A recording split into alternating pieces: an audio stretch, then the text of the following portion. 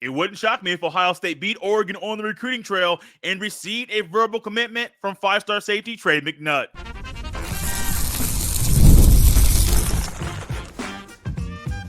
You are Locked On Buckeyes, your daily podcast on the Ohio State Buckeyes.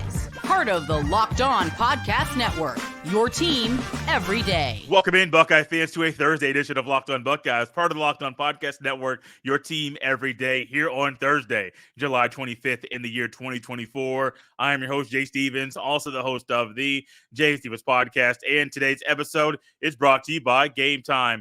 Download the Gametime app, create an account, and use code LOCKEDONCollege for $20 off your first purchase. Terms apply. During today's show, Locked On's recruiting analyst Brian Smith is back with us once again. Brian and I will dive into the recruitment of Trey McNutt, a four-star receiver from California that Ohio State is currently pursuing, and if the Buckeyes have a legitimate shot to receive a commitment from the best offensive tackle in the class of 2026. Class is in session. Brian is back, and we're going to find out if Ohio State has a real chance to receive commitments from three talented athletes. And 3, 2, and 1.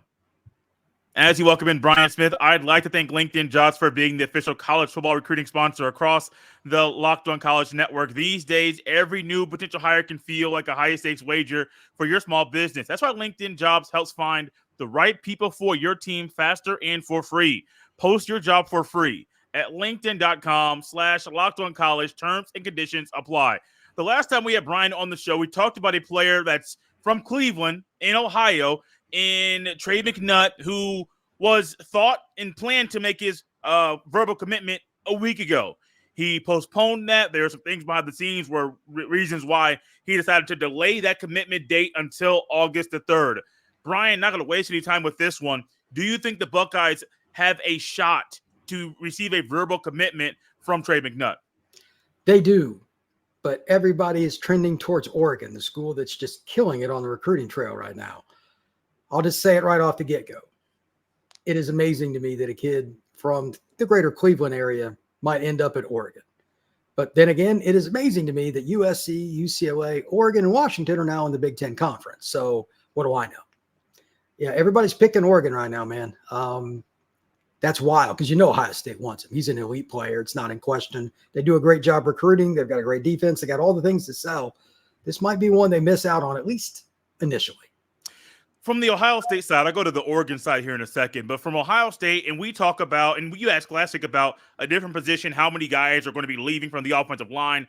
For Ohio State's secondary, safety specifically, you're only losing Lathan Ransom if you consider Jordan Hancock a safety, even though he's a nickel corner. Cool, you're losing him as well. So Caleb Downs is still there. So there's going to be openings for guys to play. I don't think McNutt, even if he comes to Ohio State, would play early, but he could get into that two deep really, really quickly because he's that talented. So you would think, hey, maybe you're losing a couple guys that might sway him to Ohio State. Then you add in the DB coaching and the production of getting guys to be high NFL draft picks. All those reasons they make a whole lot of sense outside of him just simply being in your backyard for him to commit to Ohio State. The development of Ohio State, I think, from year one to year two, by let's say the 6-game mark of last season, Ohio State was a pretty good defense in 22, but against truly physical teams, etc., they'd miss run gap fits. They just had that one big cluster moment. That kind of went away last year. Against teams that had really talented running backs, they did well. Like Notre Dame got 14 points. Even though Michigan won that game, they struggled. They had to hit some money throws. Mm-hmm. They did about everything they could. So Ohio State's defense has figured it out, and they got these guys back. So that kind of helps. I don't see how you couldn't like it as a DB, regardless if you're from Ohio or not. I did not grow up liking Ohio State, but I love watching their secondary and how it plays. It's just respect. They are very, very good. Any recruit has to respect it too. He's a two-way player in high school. Saw some film on him, and he plays receiver and plays safety. Do you think whatever school he goes to should automatically try to find some spots on offense to allow him to play both sides of the ball? That's dangerous because it's the amount of playbook you got to go through. But I mean, special teams, or special situations like giving 5 plays, Sure. There are a lot of guys like that. Ohio State's had players that were capable of doing. They just had so many guys over the years. They didn't necessarily need to, but I mean, there are plenty that could. I don't think there's anything wrong with it. But college coaches are weird about that, man. I doubt it happens.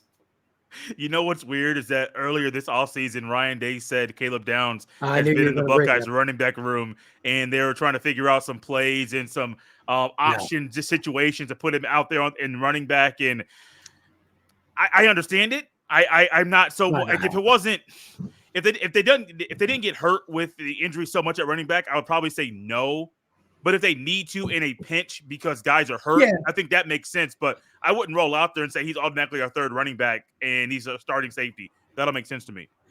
How many running backs do they have that are healthy? They're going to key on. We know about the top two. Yeah. But after that, they're not sure. Correct. So they need to work him in or somebody. It doesn't have to be him. They need to work in somebody because they're in an awkward spot. You lead at the top, but running backs get hurt constantly. Mm-hmm. Remember a couple of years ago, a certain true freshman who has since transferred out of Ohio State started the Michigan game. Yeah. Like he was fourth string when the year started. It is an attrition position beyond anything in football. Running backs don't have much tread on the tires. It's just the way it is. So I'm cool with it. And they should probably have one or two others. And by the way, no, Jeremiah, before somebody puts it in your comments, Jeremiah is not one of them. He's not running back. No. He's too long way. He doesn't fit that profile. They have plenty of other guys that are DBs or receivers that could do it. Find one of those guys in addition, because you never know. You might as well get a jump start, even if it's just 10 minutes of practice one day, let him learn a little bit of the playbook, toss sweep, a few basic things. But playing running back is harder because of the pass protection. That's the other reason. Mm-hmm.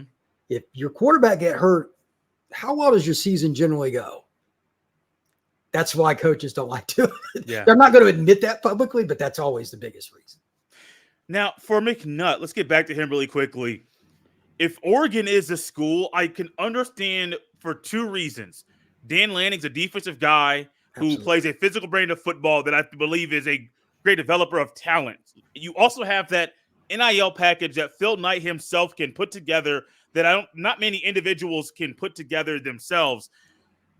Is that it? Is it simply just the financials and Dan Lanning, the head coach? There has to be the relationship with somebody on their staff. I'm guessing that or maybe multiple. I don't know the specifics. And I can't explain to you, but living in the South, especially where this culture is the most unique of anywhere in the United States, the kids even down here are fascinated with Oregon. And culturally, they're about as polar opposite as it's going to get being in Oregon in the Deep South. There's something about the uniform. Like the uniform stuff matters. I know fans scream and hate that.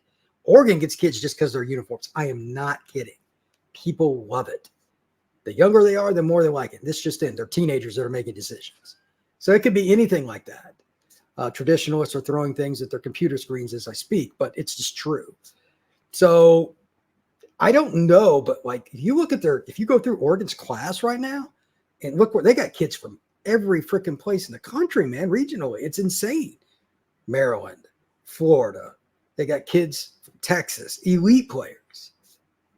How does Oregon get kids out of the DC area? Yeah. It's just, and they do. So it's really bizarre. I can't put a finger on it. It is by far the most difficult school to understand their recruiting. I tell McLaughlin, the guy who runs the Oregon podcast, the same thing. I can't project Oregon stuff because they recruit everybody out of state. They sign one or two kids a year from inside the state of Oregon. It's a terrible state for football as far as recruiting goes. They have to recruit out of state.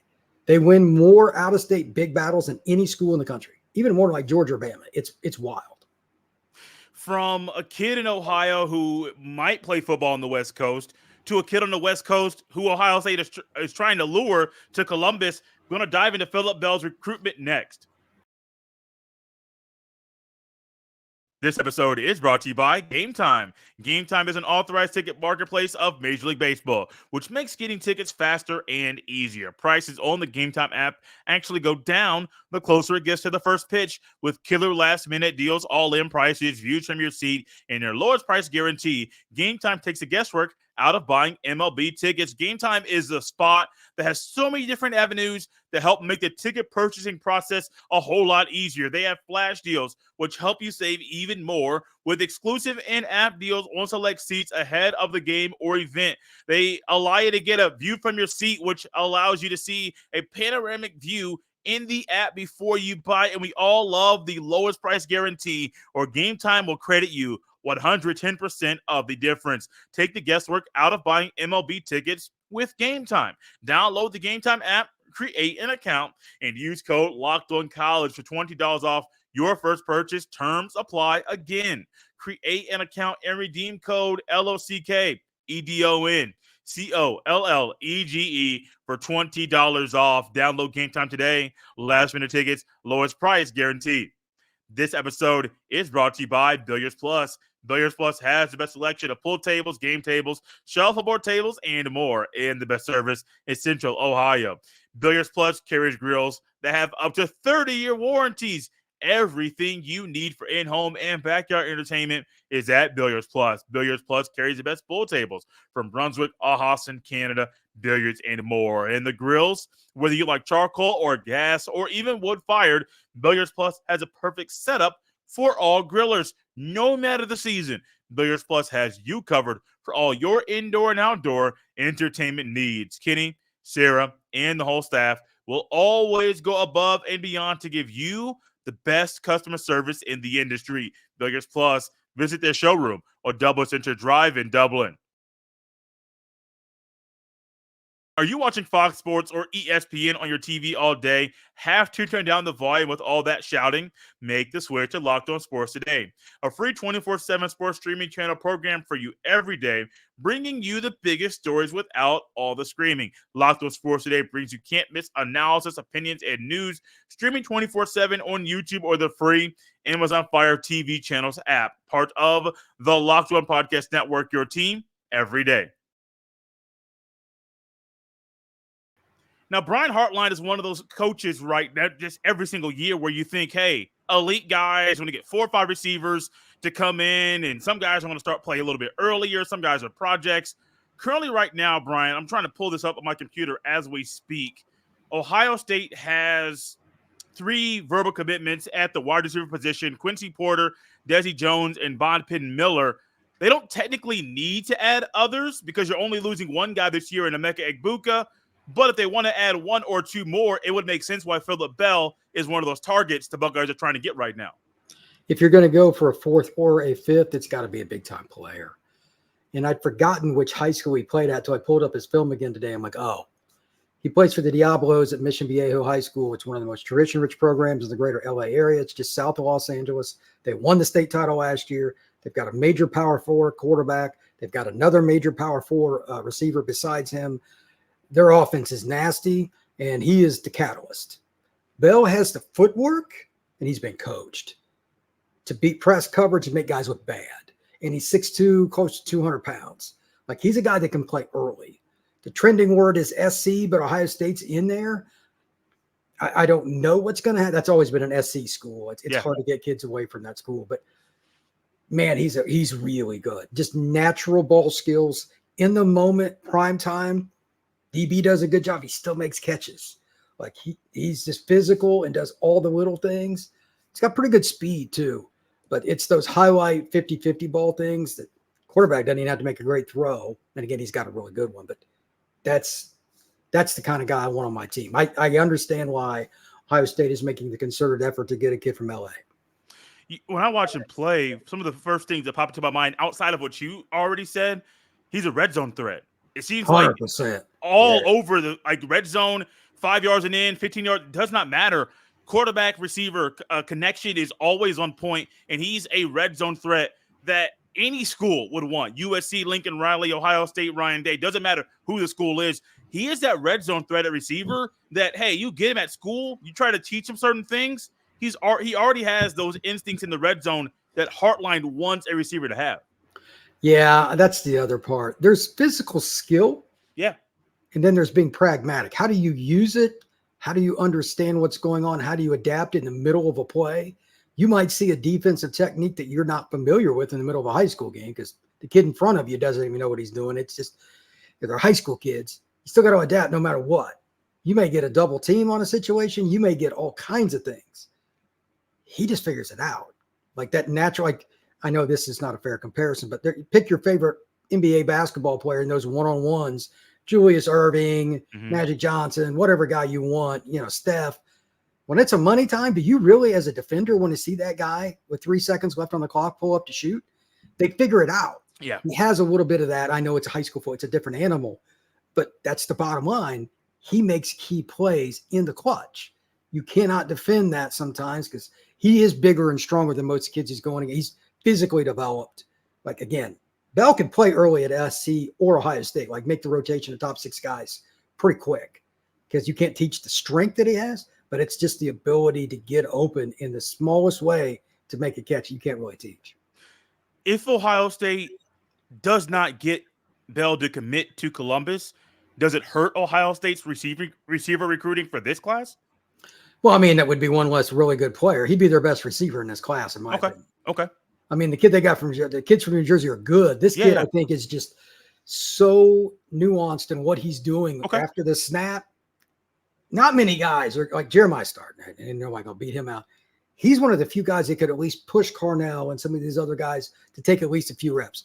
Like the Ohio State receiving corps will be good this year, but especially after Jeremiah gets a year in, and he's just more comfortable with the system. Next year's Ohio State group, barring injury, should be as good as one we see in college football, the 25 group.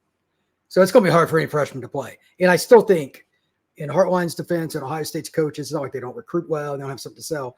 These kids know they're not going to come in and play. Yeah. They're never going to admit it. Right. They know. So that's their biggest fault. That's not their fault. I am of the belief, like the kid they've got, the quarterback, to bring a big, long kid from the state of Ohio. Here's the great thing about taking a kid like that. Yeah, he could be a dominant player in 2 or 3. He's going to need a red shirt and all that.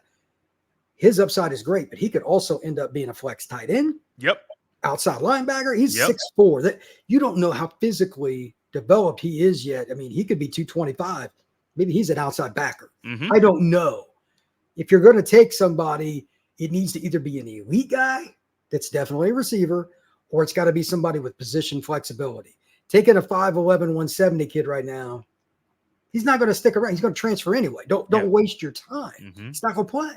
So Brandon Ennis, I saw him in high school 20 times. Is it an elite player? He may not even start Ohio State as a sophomore. He was a national top 25 player. So you've got to be really picky. I think Ohio State's fine. A kid like Bell is like the bottom of what they need. If it's not a top 10 receiver, I don't think it's really that important. So you talk about guys being 5 or 6 or 7 in the rotation at receiver.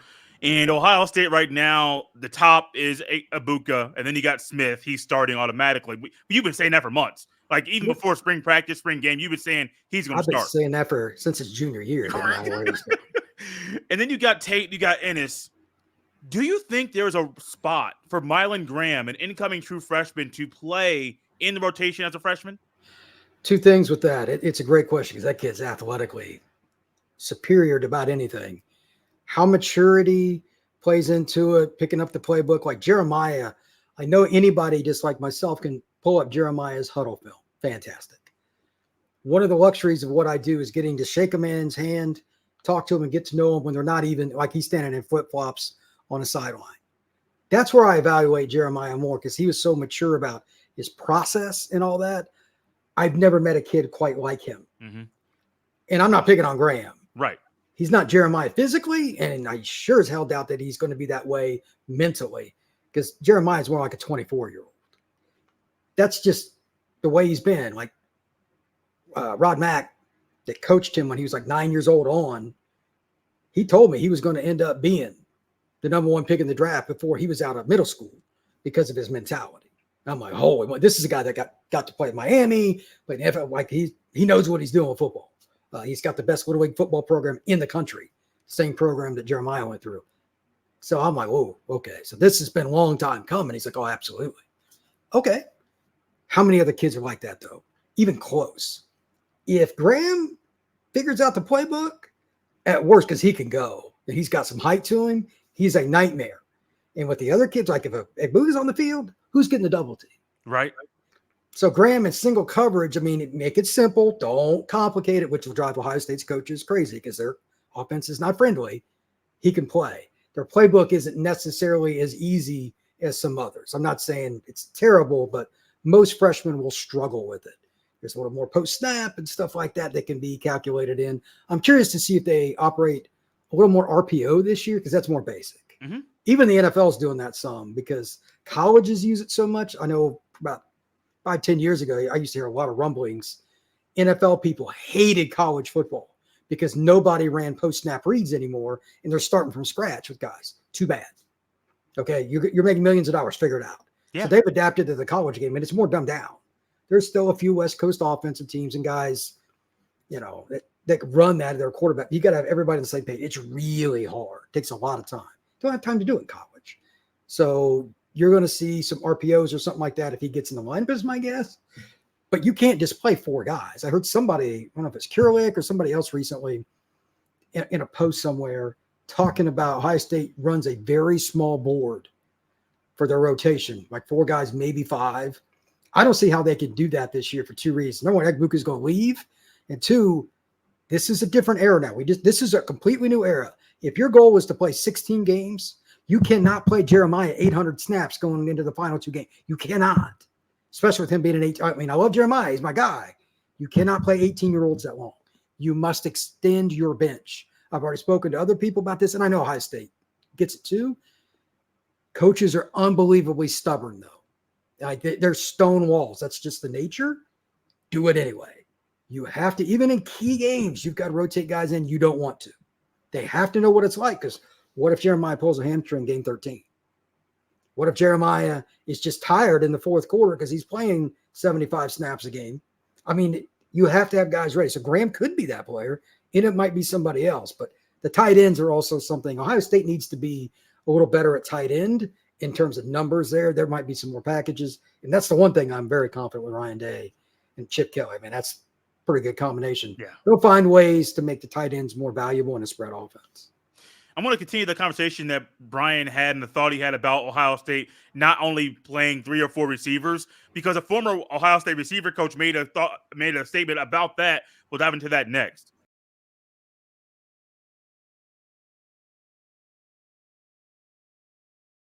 So everyone's heard Zach Smith. He used to be a receivers coach at Florida, at Ohio State, had the whole legal issue. Recently, maybe a few months ago on a show, he talked about this very thing, Brian, about how Ohio State and Heartline generally do only keep a rotation of 3. You start your 3 guys, you may play a 4th, that's it. Well, Zach Smith said, well, he plays 6, and maybe they need to maybe go back to that path. And Zach Smith knows he's not perfect with everything he did on or even off the field, but he was a pretty good coach, though. Very good coach. Very good coach. He knew how to develop guys. And I think he's onto something, and you guys are lined up, and I do agree with both of you. You can't just play 3 guys or 4 guys, because not just the playoffs, guys are going to leave too. So you got to figure out, how do you get more guys on the field early? How do you keep guys fresher for those big games? But also, you kind of got to think big picture outside of just this one season, because if not, you could lose guys that are really, really talented. They used to have a path on the field for, but it was maybe a slower path than what they thought their path should be.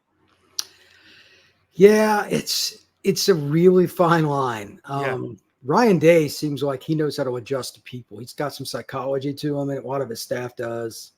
I've met Heartline. He's a fun guy to be around. I doubt that anybody really struggles to keep a relationship with these guys because they're recruiting too well not to. Relationships are always number one over NIL, the name on the shirt, etc. So I think they're good there, but kids aren't going to wait either. Especially, I'll give you an example. Jeremiah is from the most toxic area in the country for kids having patience, and that's South Florida. There is not even a third place to that. I mean, it's insane. But he knew he was going to play, so they don't have to worry about him. But a lot of South Florida kids won't wait. So if they're not starting as sophomores, they're gone. They don't care if they're Alabama, Georgia, Florida. It don't matter. It's one of the reasons I think that area is a little overrated. It's not if you sign them, it's if you can keep them. A school like Ohio State, Bama, et cetera. You don't always play right away. Yeah. So recruiting now with the portal being instant ability to play, that's a totally different deal. And that's the other reason, like the kid Ohio State took the commitment from the quarterback. He's from Ohio. That kid hears about Ohio State every day. He's more likely to stick and go through the process and watch. As a junior, he'll be good. As a senior, he'll be really good. It's like a fifth-year senior. He might be all Big Ten. If he sticks with Heartline. You know what I mean? Like, you can see that. Now, will a kid from South Florida do that?